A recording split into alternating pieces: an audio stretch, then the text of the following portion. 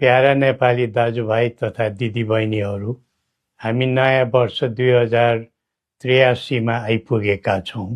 नव वर्ष आरम्भको यो परिवर्तनको पुनीत अवसरमा देशभित्र र संसारका विभिन्न भूभागमा रहे बसेका सबै नेपालीहरूलाई सुख र शान्तिको मङ्गलमय शुभकामना। समयको प्रवाहसँगै हामीले हाम्रो देश र हाम्रो समाजलाई प्रगति पथमा अघि बढाउँदै जानु पर्दछ। विगतका कमी कमजोरी र त्रुटिलाई सच्याउँदै र बाधा व्यवधानलाई पन्छाउँदै हामी हाम्रो उच्चतम गन्तव्यतर्फ लम्किनु पर्दछ। तब नै नयाँ वर्षको नवगत समयको अर्थ रहन्छ। बितेका कतिपय वर्ष वाञ्छित विकासका दृष्टिले नेपाल झन तल तल झर्दै गयो भन्ने नेपालीहरूको आम मनोभावना रह्यो। राजनीति, राज्य पद्धति र शासन प्रशासनको प्रणालीमा त हामीले निकै हेरफेर हेर्यौं, तर त्यो कोरा परिवर्तन मात्र भयो। दलदलको खलबलमा त हामी धेरै दगुर्यौं, तर राष्ट्रको श्रीवृद्धिमा हामी निकै पछाडि पर्यौं। सधैँ प्रयोग, सधैँ अभ्यास र सधैँ विकल्पको खोजीमा मात्र हामी लाग्यौं। फलस्वरूप हाम्रो देश प्रयोगशाला मात्रै रह्यो।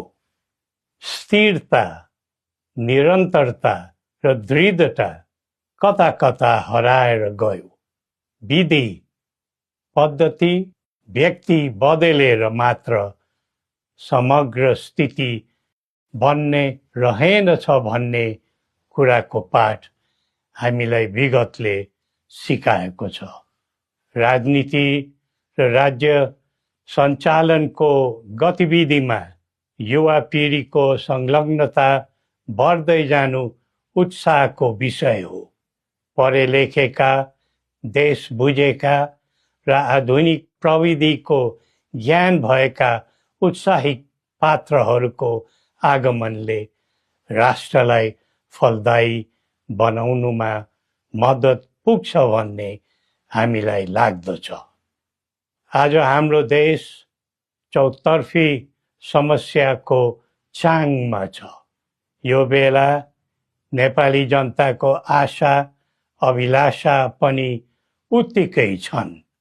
यो स्थितिमा हाम्रो आर्थिक अवस्थालाई कसरी उकास्ने, छिमेकीहरू र बाह्य मित्र शक्तिहरूको सहयोग सद्भाव कसरी बढाउँदै जाने भन्नेमा हाम्रो ध्यान केन्द्रित हुनुपर्ने देखिन्छ।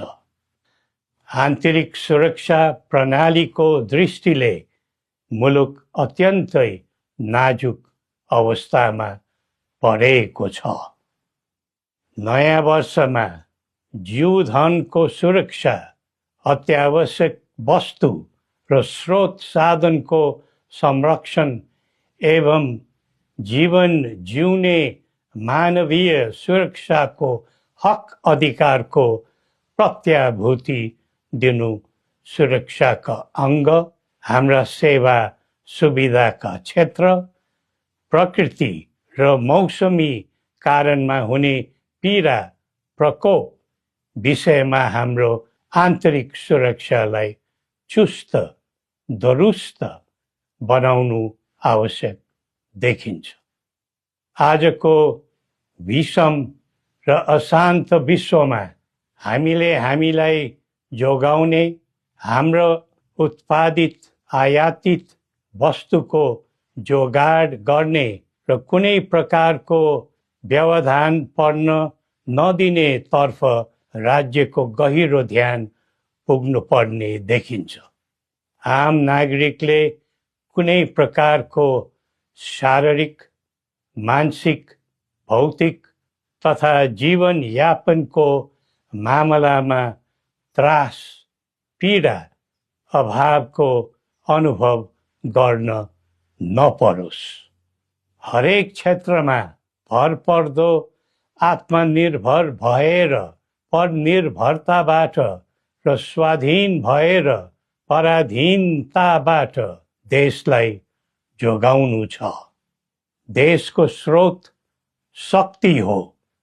सही उपयोग भएमा नै समाजको कल्याण हुन्छ अनि देशको स्वधर्म, संस्कृति र मौलिक कलाकृतिको सम्वर्धन भयो भने नै देशको गौरव बढ्दछ।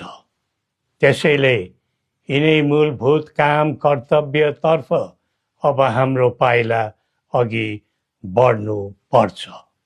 निषेध, फुट, द्वन्द्व र विद्रोहले हामी कमजोर हुन्छौँ। परस्परको राग, द्वेष, प्रतिशोध र निषेध राजनीतिमा हुनु हुँदैन। जनचाहना समेतलाई मनन गरी देशलाई केन्द्रमा राखेर कदम बढाउनु विलम्ब नगरौँ। संवाद, सहमति र सहकार्यका माध्यमबाट सबै पक्षको मागलाई सम्बोधन हुने गरी संवैधानिक समाधान खोज्न दृढ सङ्कल्पित बनौँ। नेपाल शान्तिको भूमि बनोस्, उन्नतिको मुलुक बनोस् अनि आफ्नै मौलिक सनातन र पहिचानबाट परिचालित एवं प्रतिष्ठित बनोस्। सबै नेपालीले न्याय, शान्ति र सुख पाउन्, यही हाम्रो सदिच्छा हो। श्री पशुपतिनाथले हामी सबैको कल्याण गरून्। जय नेपाल।